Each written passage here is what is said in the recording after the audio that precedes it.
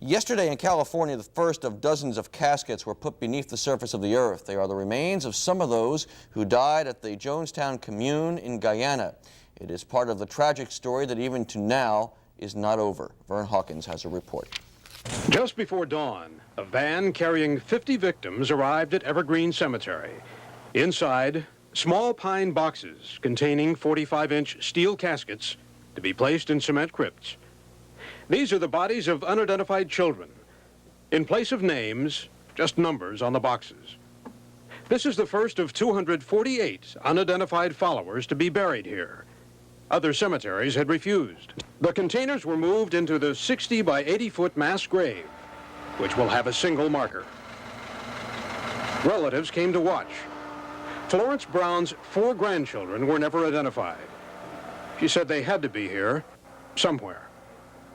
Freddie Lewis's entire family died in Guyana. Only the older members were identified. Wife and sister, 2 older daughters. My 2 older daughters are Lisa and Karen. They've been identified already. The other kids hasn't been identified yet. They may be here. They may be here, might be on their way. Who knows? The Council of Churches held brief services. Services they will repeat. 4 more van loads are scheduled here. Spirit of the departed has returned to God, who gave it. We therefore commit his body to the ground, earth to earth, ashes to ashes, and dust to dust. Vern Hawkins in Oakland for the 10 o'clock news.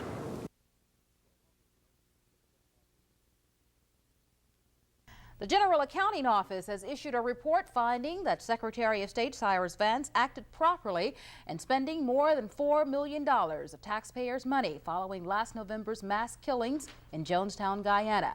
The money being used to recover the more than 900 bodies. Mary Tillison reports. The nightmare at Jonestown left more than 900 members of the People's Temple dead. Americans who had followed the Reverend Jim Jones into the Guyanese jungle in search of a better life. The confusion that followed their mass slaughter has turned into a massive expense for the U.S. government. The State Department so far has spent almost $4,400,000 airlifting the bodies out of Jonestown to Dover, Delaware. There will probably be more money spent burying several hundred bodies that remain at Dover unclaimed. Rhode Island Congressman Edward Beard asked the General Accounting Office to investigate whether taxpayers should have to bear that multi-million-dollar expense. The GAO report, made public today, says the Secretary of State apparently decided money spent in connection with the Jonestown massacre was in the national interest.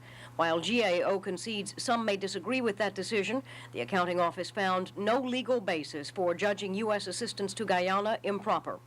The Justice Department has filed suit against the People's Temple to force it to reimburse taxpayers' money spent in the aftermath of the Guyana killings.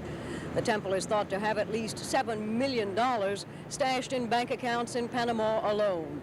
But it will be months, if not longer, before all the public and private claims against the People's Temple can be settled in court. In Washington, Mary Tillotson.